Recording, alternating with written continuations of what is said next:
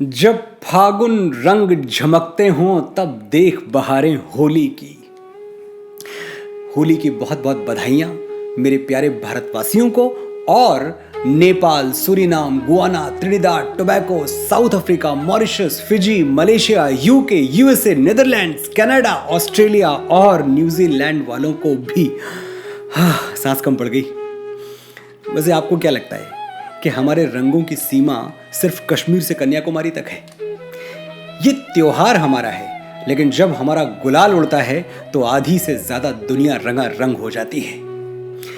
आज इस वीडियो में हम बहुत संक्षेप में होली का इतिहास जानेंगे और बात करेंगे होली के नायक और नायिका की। नायक वही वृंदावन की गोपियां जिसके प्रेम रंग में सराबोर थीं, कृष्ण, और नायिका वही जिसके बिना कृष्ण का नाम कुछ अधूरा सा लगता है, राधा, राधे कृष्ण। क्या थी राधा और कृष्ण की प्रेम कहानी और क्यों 5000 वर्ष बीत जाने के बाद भी भारतवर्ष की हर प्रेम कहानी में राधा और कृष्ण का हृदय धड़कता हुआ सुनाई देता है? पहले होली का इतिहास। होली भगवान श्री हरि विष्णु और उनके अनन्य भक्त प्रहलाद की स्मृति और उनके सम्मान में मनाई जाती है। भागवत पुराण में भक्त प्रहलाद की बड़ी सुंदर कथा है। एक असुर राजा था, हिरण्यकश्यप, बहुत अत्याचारी और अधर्मी। उसने घोर तपस्या करके 5 वरदान प्राप्त किए। उसे न मनुष्य मार सकता है, न कोई जानवर, न उसकी मृत्यु घर में हो सकती है, न घर से बाहर, न दिन में, न रात में, न किसी अस्त्र से, न किसी शस्त्र से, न जल में, न धरती पर और न ही आकाश में। ये 5 वरदान प्राप्त करके वो अमर हो गया और उसने तीनों लोकों में हाहाकार मचा दिया। अपनी प्रजा को उसने आदेश दिया कि ईश्वर के स्थान पर उसकी पूजा की जाए, क्योंकि वही सर्वशक्तिमान परमेश्वर है। प्रजा तो मान गई, लेकिन उसका अपना पुत्र प्रहलाद उसे भगवान मानने को तैयार नहीं हुआ। प्रहलाद अपनी उपासना के फूल निरंतर विष्णु के चरणों में चढ़ाता रहा, उन्हीं को परमेश्वर मानता रहा। हिरण्यकश्यप ने अपने बेटे को तरह तरह की यातनाएं दी, लेकिन विष्णु के लिए उसका भक्ति भाव तोड़ नहीं पाया। कई बार उसे जान से मारने का भी प्रयास किया, लेकिन प्रहलाद नारायण की कृपा से हर बार बच गया। फिर एक दिन हिरण्यकश्यप को याद आया कि उसकी बहन होलिका के पास एक चमत्कारी दुशाला है जिसे अग्नि जला नहीं सकती। उसने होलिका के साथ मिलकर प्रहलाद को मारने का एक अचूक षड्यंत्र रचा। निश्चित ये हुआ कि होलिका वो दुशाला ओढ़कर और प्रहलाद को अपनी गोद में लेकर अग्नि में बैठ जाए। दुशाला होलिका को बचा लेगा और प्रहलाद अग्नि में जल के भस्म हो जाएगा। प्रहलाद ने सर झुकाकर पिता का आदेश स्वीकार किया और अपनी बुआ के साथ चुपचाप अग्नि में प्रवेश कर गया। जब आग की लपटें तेज होने लगीं, तो प्रहलाद ने हाथ जोड़कर भगवान विष्णु से प्रार्थना की कि अगर मेरी भक्ति में सच्चाई है तो मेरे प्राणों की रक्षा कीजिए। भक्त की पुकार भगवान अनसुनी कैसे करते?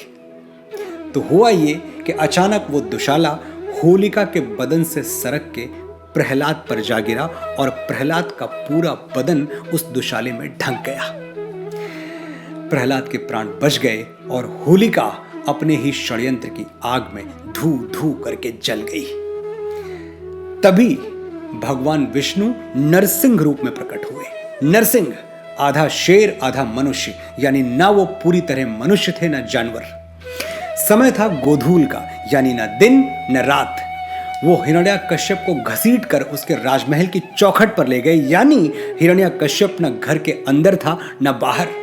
उन्होंने हिरण्यकश्यप को अपनी जांघों पर लेटाया, जांघों पर, न जल में, न धरती में, न आकाश में, और अपने नाखून से चीर कर, नाखून जो न अस्त्र है न शस्त्र, भगवान विष्णु ने हिरण्यकश्यप का अंत कर दिया।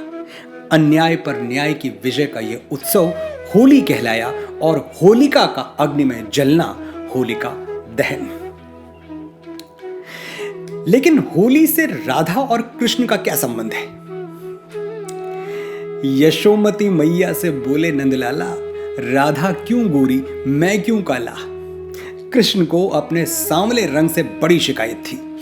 उस पर जब वो गौर वर्ण वाली राधा को देखते तो शिकायत दुगनी हो जाती। एक दिन वो माँ यशोदा से पूछ बैठे, ये क्या बात हुई मैया, मैं काला क्यों हूं और राधा गोरी क्यों? प्रकृति ने मेरे साथ ऐसा भेदभाव क्यों किया? माँ यशोदा उन्हें टालने की गरज से बोली, तो शिकायत क्यों कर रहा है, जा राधा के मुंह पे रंग मल दे, फिर वो भी सांवली हो जाएगी। और सांवली ही क्यों, तो जिस रंग में चाहे राधा को रंग दे, तेरी मर्जी। कृष्ण को बात पसंद आ गई। वो दोनों हाथों में रंग लेके चल पड़े राधा को खोजने। तभी से राधा और कृष्ण की होली ब्रज में बड़ी धूमधाम से मनाई जाती है। कृष्ण राधा को अपने रंग में रंगना चाहते थे क्योंकि वो स्वयं जन्म जन्मांतर से राधा के रंग में रंगे हुए थे। उन दोनों का प्यार बेशर्त था, साथ रहना भी कोई शर्त नहीं थी, एक दूसरे का हमेशा के लिए हो जाना भी कोई शर्त नहीं थी। कहते हैं जब अपने मामा कंस से लड़ने के लिए कृष्ण वृंदावन छोड़ के हमेशा हमेशा के लिए जा रहे थे तो राधा ने बड़ी आस लगाकर उनसे कहा, मुझसे विवाह कर लो कान्हा, फिर मुझे भी अपने साथ ले चलो।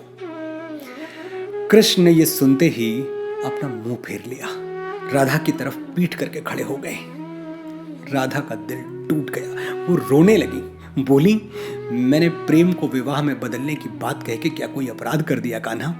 तुमने तो मुझसे नजर ही फेर ली, मेरी ओर देखो तो। और कृष्ण राधा की तरफ मुड़े तो राधा क्या देखती हैं कि वो कृष्ण है ही नहीं, राधा बन चुके हैं। कृष्ण बोले, विवाह दो आत्माओं का मिलन है, विवाह करने के लिए दो लोगों की आवश्यकता होती है, पर मैं और तुम दो कहाँ हैं राधा, एक ही तो हैं। किससे विवाह करूं, अपने आप से? राधा को अपना उत्तर मिल चुका था। जहां कृष्ण राधा तहां, जहां राधा तहां कृष्ण, न्यारे निमिष न होत कहूं, समुझ करहु यह प्रश्न। सच्चे प्रेम से परिपूर्ण, अटूट स्नेह से भरपूर होली की आकाश भर शुभकामनाएं। राधे राधे।